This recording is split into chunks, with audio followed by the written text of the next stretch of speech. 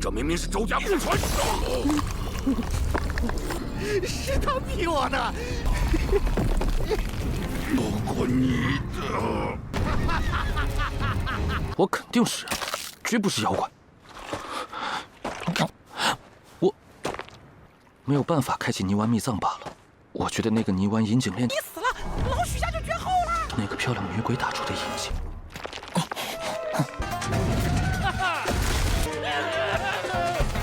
废话少说，我眼为日，安之却在叫我，眼前光芒为一扇门。白起，这小腹相识，这呀这等资质，如此。给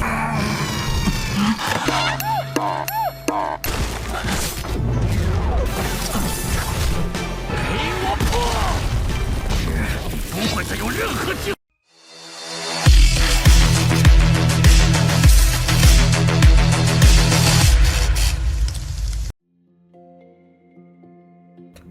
Halo semua, selamat datang di Ruang Sinema. Bagaimana kabar kalian semua? Semoga selalu sehat dan baik-baik saja. Pada hari ini kita akan kembali melanjutkan series Donghua A Good Day to Asken episode kelimanya. Namun sebelum kita mulai episode terbarunya, kita akan melihat dulu apa yang terjadi pada episode sebelumnya. Di bagian sebelumnya, Suing, Dewa Gunung Batu, dan Kepala Sipir Weichu bersitegang karena sama-sama diperintahkan menangkap Suing hidup atau mati. Sebelum akhirnya mereka sepakat gencatan senjata, setelah sungai roh yang berubah drastis mengepung mereka. Sebuah lonceng pelindung membuka jalan ke sumur berisi entitas terkekang. Ternyata Dewa Roh berusia 10.000 tahun, yang membebaskan sosok di dalamnya sekaligus menghancurkan lonceng pelindung mereka. Setelah pertarungan sengit melawan arwah dan kehilangan sebagian kaki mereka, sosok wanita yang bernama Kingbi berhasil terbebas dari peti mati. Ia sempat mengenali Suing, lalu menghilang.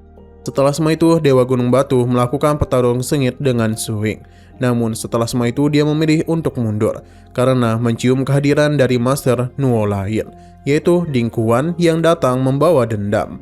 Nah, sekarang kita akan melanjutkan episode terbarunya. Setelah pertarungan sengit melawan Dewa Gunung Batu, Suing langsung melemparkan pedang rampasannya ke arah Weichu. Ternyata selama ini Weichu berpura-pura tidak sadarkan diri. Nyatanya dia itu sedang menunggu momen yang paling tepat. Bahkan kaki yang tadinya terluka parah pun sudah pulih total, berkat kemampuan penyembuhan tingkat tinggi yang dia miliki. Weichu kemudian memuji habis-habisan kehebatan Suing, mengakui kekuatannya sanggup membunuh dewa sekalipun. Tapi dia mengatakan, dengan kondisi Suing yang saat ini juga sudah terluka parah, mustahil rasanya dia bisa menandingi dirinya. Dalam hati, Suing membenarkan analisis itu. Dia sadar betul tidak mungkin menang telak melawan Weichu dalam kondisi seperti ini. Jadi rencananya pun berubah. Ia mencari celah untuk kabur di tengah pertarungan nanti. Rencananya dia mengulur waktu lewat obrolan basa-basi sambil diam-diam memulihkan energinya. Sayangnya, baru beberapa kalimat terlontar, muncul Ding Kuan yang langsung mengucapkan terima kasih kepada Weichu karena sudah menyelamatkan nyawanya. Weichu pun hanya menjawab santai. Weichu pun mewajarkan semua itu karena mereka adalah satu tim. Karena bagaimanapun mereka merupakan rekan satu tim. Ini bukanlah masalah besar untuknya. Suing menyadari posisinya sekarang benar-benar terjepit. Melawan satu orang saja sudah sulit mencari celah kabur, apalagi sekarang harus menghadapi dua orang sekaligus. Di tengah kepanikan itu, Suing teringat isi buku teknik bela diri klan Zuo yang dia curi, dikenal sebagai PC rahasia Niuan.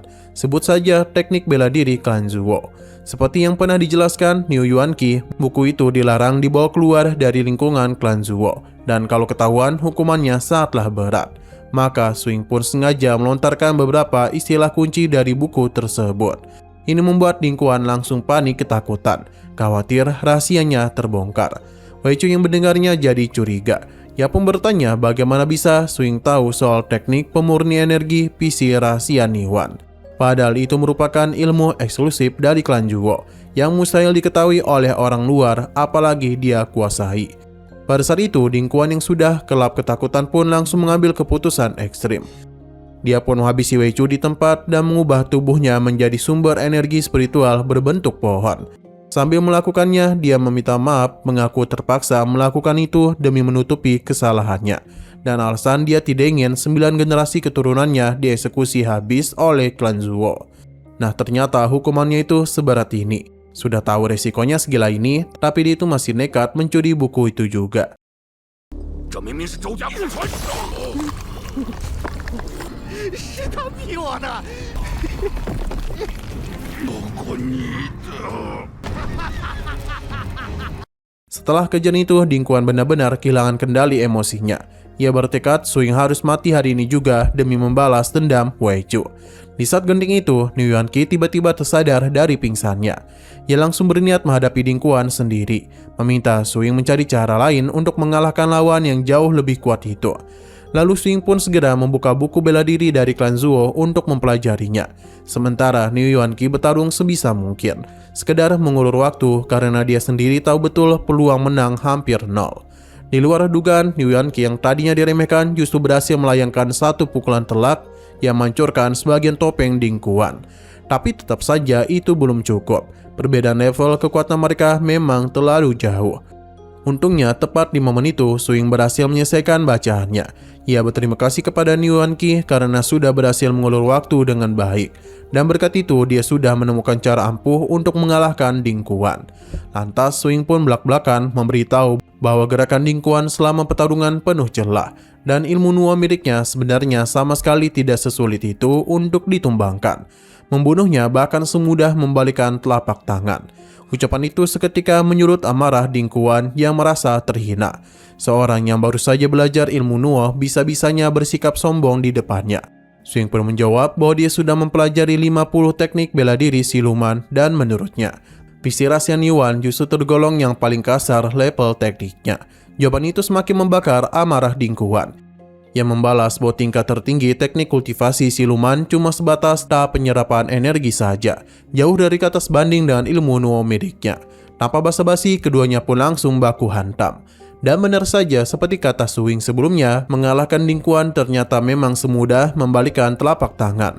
Hanya dengan 2 jari saja, serangan rotan kayu andalan Ding Quan langsung hancur berantakan. Ding Quan sendiri sampai tak percaya bagaimana bisa Su Ying memahami rahasia ilmu Nuo miliknya dalam waktu sesingkat itu. Su Ying tidaklah repot-repot meladeni protesnya. Ia terus saja menerjang maju hingga Ding Quan panik karena serangan rotan kayu hitamnya sama sekali tak bisa dikendalikan lagi. Memanfaatkan momen itu, Su Ying berhasil menotok beberapa titik meridian penting di tubuh Ding Quan, membuatnya lumpuh total tanpa bisa mengeluarkan energi spiritual sedikit pun. Kini Ding Quan sudah jadi manusia biasa yang tak berdaya, dan inilah akhir hidupnya. Lalu Su Ying kembali menegaskan, bukankah dia sudah mengatakan dari awal kalau membunuhnya itu semudah membalikan tangan. Lalu hanya dengan sentuhan 2 jari tepat di dahinya, riwayat Ding Quan pun berakhir seketika. 就是才气气。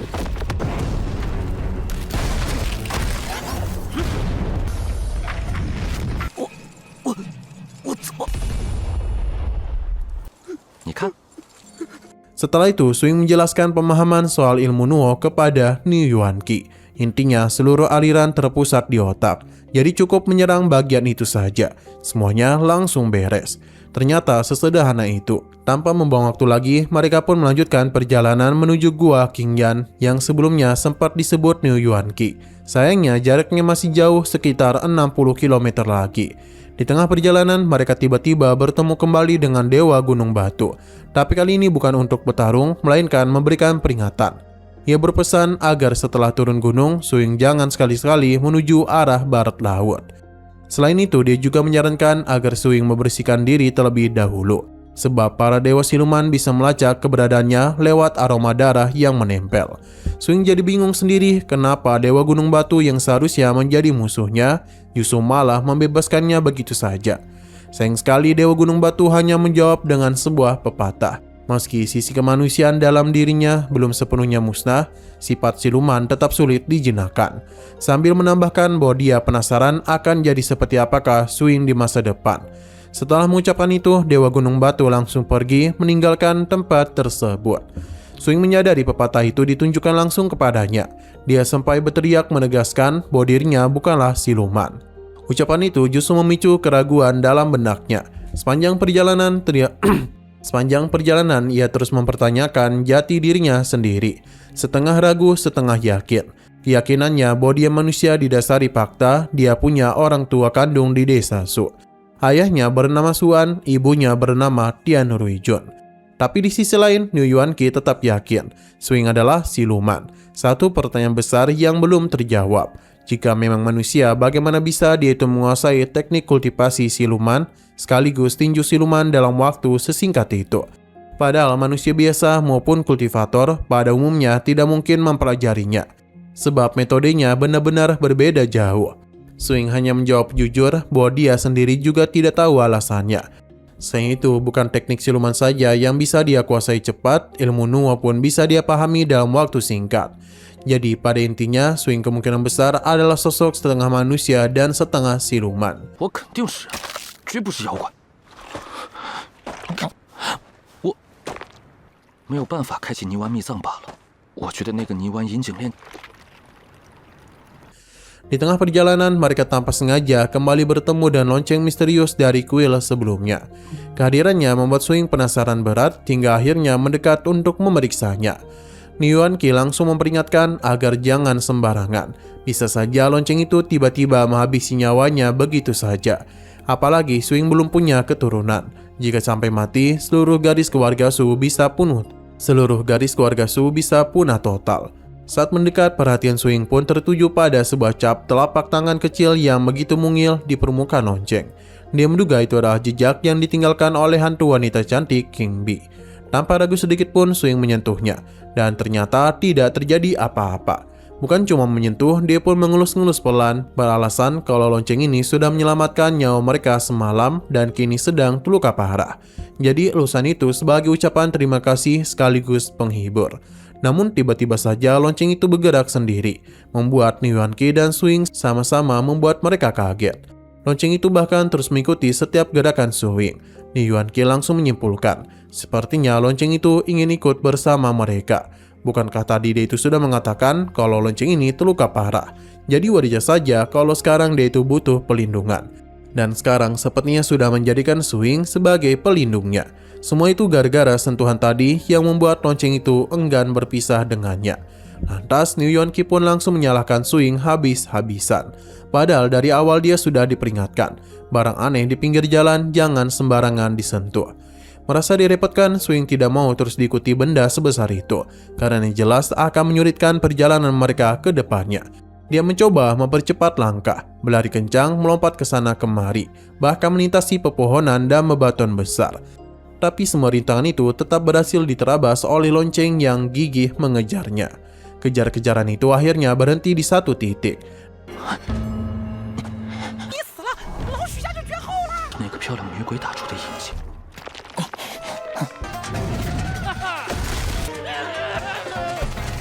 Dan yang mereka lihat sungguh mengejutkan. Ada sosok entitas dari Sungai Roh yang sebelumnya menyerang kuil semalam. Namun anehnya lonceng yang tadi begitu gigih mengejar justru berhenti total di tempat, seolah tidak berani mendekat. Dari sini Swing pun menduga lonceng itu sangat takut dengan keberadaan sosok tersebut. Saat mendekat, Swing melihat ada tulisan kuno berusia puluhan ribu tahun berpahat di sana. Dan yang mengejutkan dia bisa membacanya dengan lancar. Tapi New Yuan-Ki sama sekali tak bisa memahaminya. Itu pun membuatnya curiga. Jangan-jangan Swing itu sedang membohonginya. Belum sempat perdebatan itu berlanjut, entitas misterius itu tiba-tiba terbangun menatap lurus ke arah Swing sambil berucap pelan kalau dia adalah master abadinya.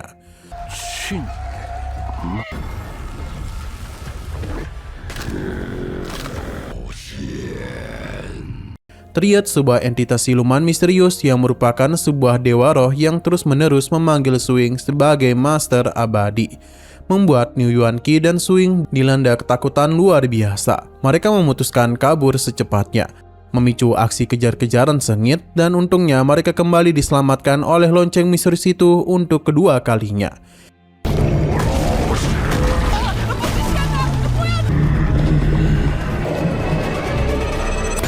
Ketika itu, New Yuan-Ki masih penasaran kenapa Dewa Roh tadi memanggil Swing dan sebutan Master Abadi.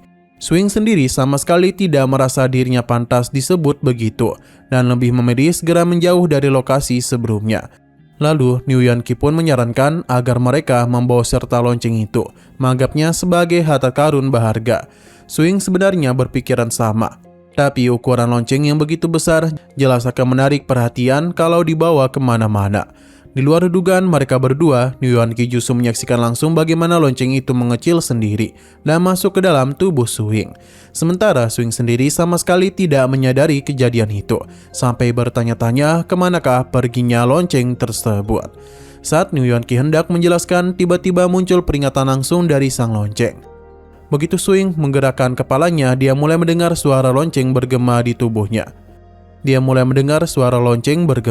Tubuhnya pun terasa semakin berat dan wajahnya tampak menua secara aneh. Akhirnya lonceng itu buka suara di dalam ruang kesadarannya, bertanya apakah Swing paham konsep introsepsi dan visualisasi.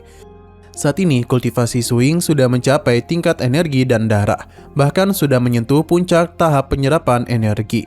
Sayangnya dia itu sama sekali buta soal introsepsi dan visualisasi. Padahal tanpa memahami kedua hal itu, tingkat kultivasinya mustahil bisa naik lebih tinggi lagi. Mendengar ada peluang memperkuat diri, Swing langsung memberi hormat dan meminta bimbingan penuh. Sang senior lonceng menjelaskan bahwa introsepsi berarti mengamati kondisi internal tubuh sendiri, membuka 5 organ dan 5 unsur energi, lalu memadatkannya menjadi energi primordial. Barulah segel misterius dalam tubuh manusia bisa terbuka. Swing merasa metode itu terdengar asing, tidak sesuai dengan sistem Master Nuo yang selama ini dirinya kenal. Senior lonceng itu malah balik bertanya heran, apa itu Master Nuo? Dia sama sekali belum pernah mendengarnya. Yang sedang dia bicarakan adalah jalur praktisi permuni energi. Swing pun balik bertanya apa pula itu praktisi permuni energi. Alih-alih menjelaskan panjang lebar lewat teori, sang senior lonceng memilih mempraktikannya langsung. Ia memerintahkan Swing memejamkan mata seperti sedang bermeditasi. Awalnya senior lonceng mengira posisi itu butuh waktu berhari-hari untuk dikuasai. Tapi di luar dugaan, hanya dalam hitungan detik Swing berhasil membuktikan kemampuannya. Membuka dunia batinnya sendiri hingga mencapai tingkat pertama yang disebut alam sihi atau dunia batin. 废话少说，我眼为日日，安知却在叫我？眼前光芒为一扇门。 Sementara itu, jauh di klan Yuan, salah satu dari 8 klan besar, hiduplah seorang wanita bernama Yuan Weiyang, putri dari klan tersebut. Dia mengakui terlahir di keluarga bangsawan memang membawa banyak keberuntungan, fasilitas melimpah, hidup terjamin, dan jalur kultivasi lebih mulus tanpa hambatan berarti. Tapi yang paling dia benci dari status bangsawan adalah beban tanggung jawab yang dipikul oleh keluarganya. Apalagi sebagai perempuan, setiap keluarga besar pasti menginginkan penerus dan kepala keluarga laki-laki. Intinya, seluruh anak dari keluarga bangsawan sejati tidak punya hidup untuk diri sendiri. Semuanya sudah jadi milik keluarga, semacam bayaran atas segala fasilitas mewah yang mereka nikmati. Yuan Weiyang sadar betul suatu hari nasib itu akan menimpanya. Tapi setidaknya hari ini bukan hari pernikahannya. Kondisi ini membuat pelayan tua klan Yuan, Paman Xiao, terkejut bukan main. Kalau hari ini jadwalnya latihan, kenapa dia itu berdandan begitu anggun layaknya seorang wanita sejati? Paman Xiao pun memintanya berganti pakaian. Setelah beberapa pilihan diperlihatkan, akhirnya Yuan Weiyang memilih pakaian bergaya pria. Sebenarnya dia ini sudah terbiasa dengan hal itu, sebab sejak kecil selalu dibesarkan layaknya anak laki-laki. Bahkan mayoritas warga sekitar mengira Yuan Weiyang memang benar-benar seorang pria. Kembali kepada Swing. Pemahaman kultivasinya yang luar biasa cepat membuat sang senior lonceng benar-benar kagum. Menyebutnya sebagai anak yang begitu berbakat. Bahkan yakin bakat semacam itu sanggup menyaingi tuannya sendiri dari masa lalu. Melihat energi Swing yang begitu melimpah, senior lonceng meminta sedikit bagian untuk memulihkan lukanya sendiri. Sementara itu di luar, New Yuan Qi melihat tubuh Swing berubah-ubah aneh. Kadang tampak gendut, kadang tiba-tiba kurus kering. Merasa lonceng itu sedang berulah mencurigakan, New Yuan Qi pun mencoba menyelamatkan Swing. Tapi dia itu langsung mendapatkan peringatan tegas lagi dari sang lonceng, membuatnya tidak berani bertindak lebih jauh.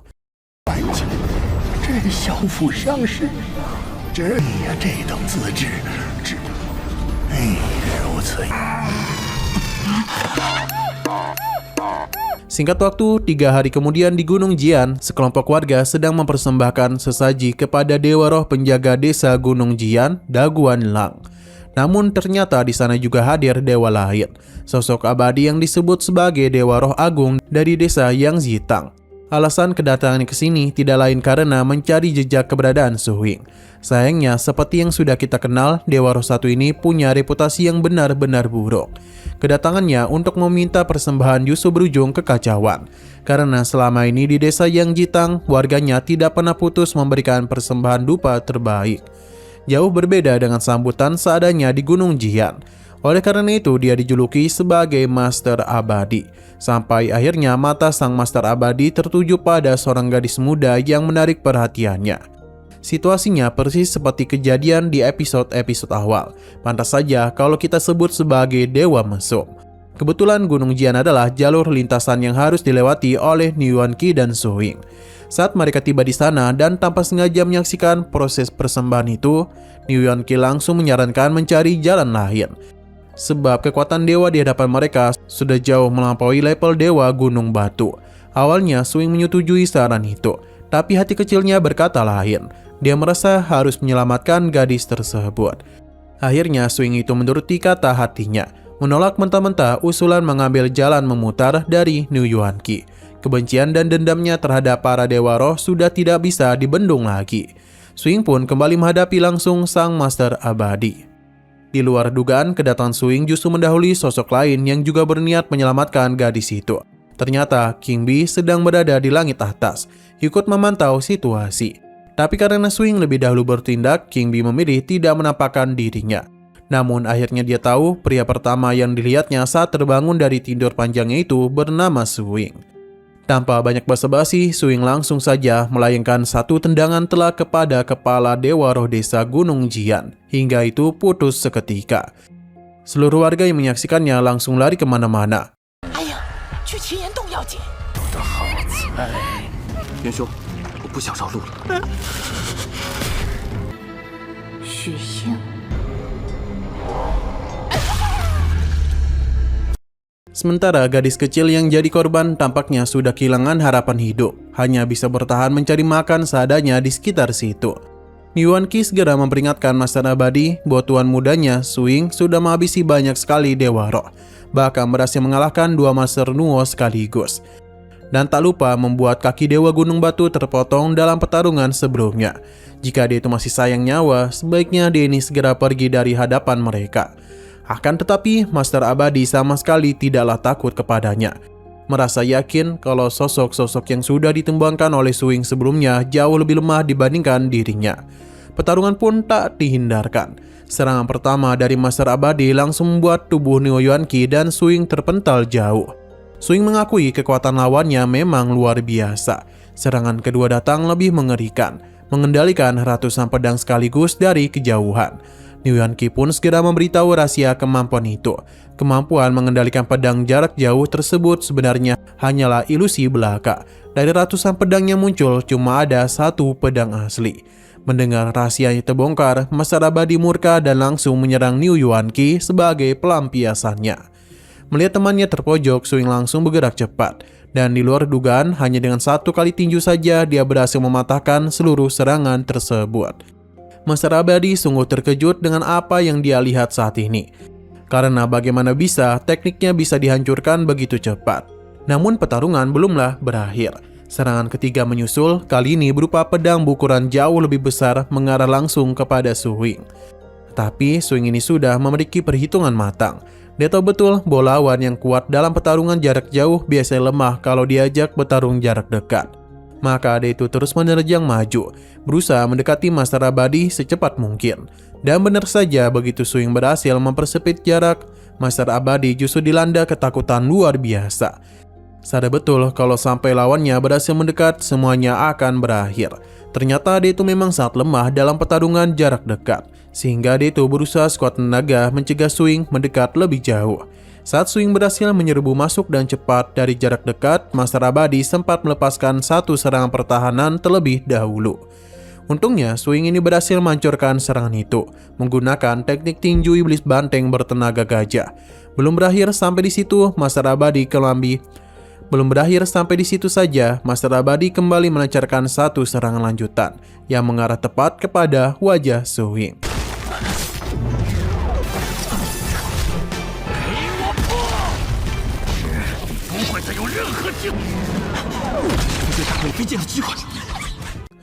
Nah, sayang sekali lagi seru-serunya, episodenya pun harus bersambung dulu. Oke, sekian dulu pada video kali ini. Untuk video selanjutnya akan segera hadir. Jadi bagi kalian yang mengikuti series ini, langsung saja klik subscribe dan aktifkan loncengnya. Terima kasih yang sudah menonton video sampai habis. Jika kalian suka pada video ini, klik like dan share ke teman-teman kalian tentang channel ini. Dan ditunggu aja kelanjutannya. Oke, sampai jumpa di video selanjutnya.